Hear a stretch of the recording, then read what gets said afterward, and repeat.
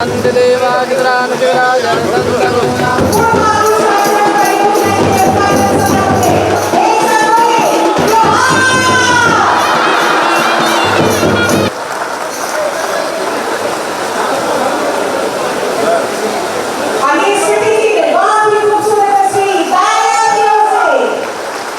विधायक महोदय का स्वागत और अभिनंदन करें।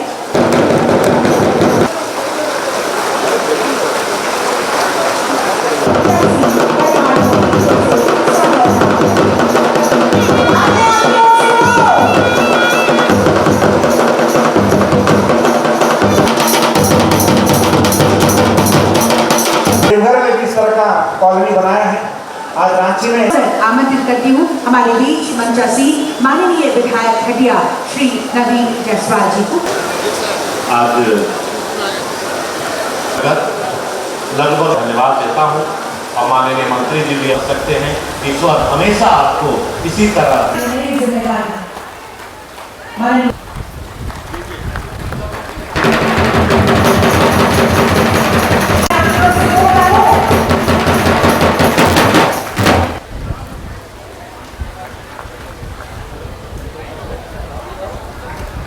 ताली आपकी तरफ से जोरदार आवाज आनी चाहिए। जो वो उनका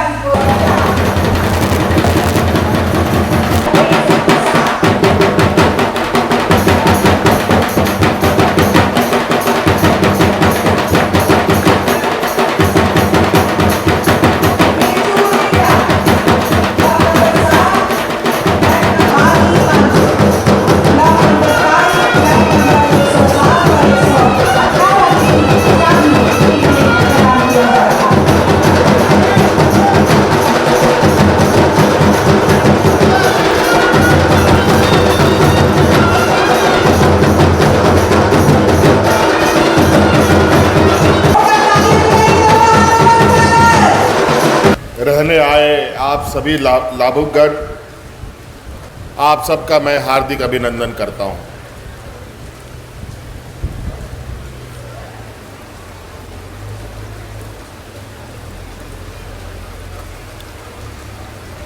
इस परियोजना का नाम बड़ा ही अजीब है। मुझे ये नाम लेने में बड़ा संकोच हो रहा है, क्योंकि ये विशेष समूह के लिए बनाया गया है। सबसे पहले तो इस आवास का नाम हम समझते हैं हमें एक सुंदर और गर्व करने वाला नाम से जाना जाए, इसलिए मैं चाहूँगा कि इसको निर्मल आवास के नाम से जाना जाए।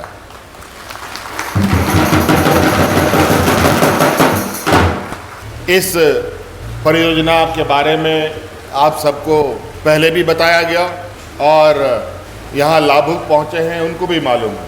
मैं बहुत विस्तृत में नहीं जाना चाहूँगा, लेकिन सरकार का हमेशा ये प्रयास रहा है कि हर ज़रूरतमंद को, हर वर्ग के लोगों को, किसी में स्थिति परिस्थिति में रह रहे हों, उन तक सरकार की आवाज़ें पहुँचे, सरकार की योजनाएं पहुँचे। हमारी सरकार आम लोगों की बात सुनती भी है, समझती भी है और काफ़ी संवेदनशीलता के साथ वो लगातार विगत 5 वर्षों से इस राज्य के सर्वांगीण विकास के कामों पर लगे हुए हैं। कोरोना जैसा महामारी आया, पूरा दुनिया में अफरा तफरी हुआ, लेकिन झारखंड में कैसे कोरोना आया और कैसे गया, हमने आम नागरिक को लगभग पता भी नहीं होने देने का प्रयास किया और कोरोना जैसे महामारी से हम लोग और राज्यों के अपेक्षा काफ़ी सुरक्षित रहे।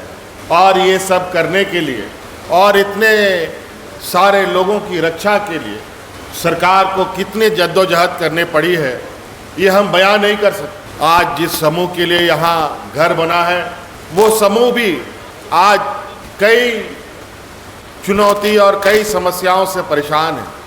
ऐसे ही कोरोना का दिन था, स्वस्थ आदमी भी परेशान था, बीमार जो था वो तो था ही परेशान, तंदुरुस्त स्वस्थ व्यक्ति भी परेशान था, और सबको हम लोगों ने एक समान नज़र से देखते हुए उनकी सेवाएं की और इस सेवा में हमें भी कुर्बानी देनी पड़ी। हमारे दो मंत्रियों की जान चली गई, तब जाकर के इस राज्य के लोगों को इतने सुरक्षित रूप से हम लोगों ने रखने में कामयाब हो पाए। अगर लंबे समय तक कोरोना जाता, पता नहीं कितने लोगों को और निगल जाता, पता नहीं चलता। लेकिन खैर, वो एक भयावह वक्त था जो हम लोगों के सामने से गुजरा। लेकिन ये भी नहीं भूलना चाहिए कि उस मुसीबत में, जहाँ दुनिया में और देश के अलग अलग कोने में हाहाकार मचा पड़ा था, लोग मरते थे जैसे जानवर मरते हो। कोई बीमारी जानवर के झुंड को खत्म कर देता था, वैसे बीमारी फैली थी। लोगों को दफन करने का जमीन खत्म, लोगों को जलाने के लिए लकड़ी खत्म हो चुका था देश के अंदर, ये हालत हो गया था। लेकिन ऐसी स्थिति झारखंड में हमने नहीं होने दिया। गांव शहर, इस राज्य के लोग बहुत गरीब लोग हैं। रात का चूल्हा कैसे जलेगा? दिन भर मेहनत करता है तब रात का चूल्हा जलता है। एक दिन मेहनत नहीं करेगा तो भूखा सोना पड़ता है। ऐसे स्थिति में भी जब काम रोजगार, कंपनी, फैक्ट्री, मजदूरी सब बंद हो गया था, शहर हो गांव हो, हम लोगों ने इस राज्य के हर एक व्यक्ति को मुफ्त में खाना बना करके घर में उनको खिलाने का भी काम किया था। कई ऐसी चीजें। ये लड़ाई हमने अकेले नहीं, आप लोगों के सहयोग से लड़ा है और जीता भी है। और आज जो हमारे शारीरिक रूप से स्वस्थ ना होने वाले लोगों को भी हम लोगों ने आज एक ऐतिहासिक कदम बढ़ाया है। लोग आज इस आवास के मालिक बनेंगे और उस आवास के अंदर उनके और भी सदस्य रहेंगे।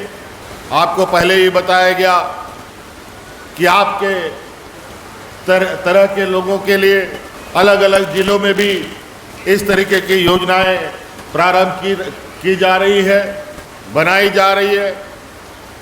और इसी आशा उम्मीद के साथ कि आने वाले समय में आप जैसे लोग जो अपने जीवन यापन के लिए और आम जीवन जीने के लिए संघर्षरत हैं, उनके दुखों को हम लोग कम करने में अपनी पूरी योगदान दें।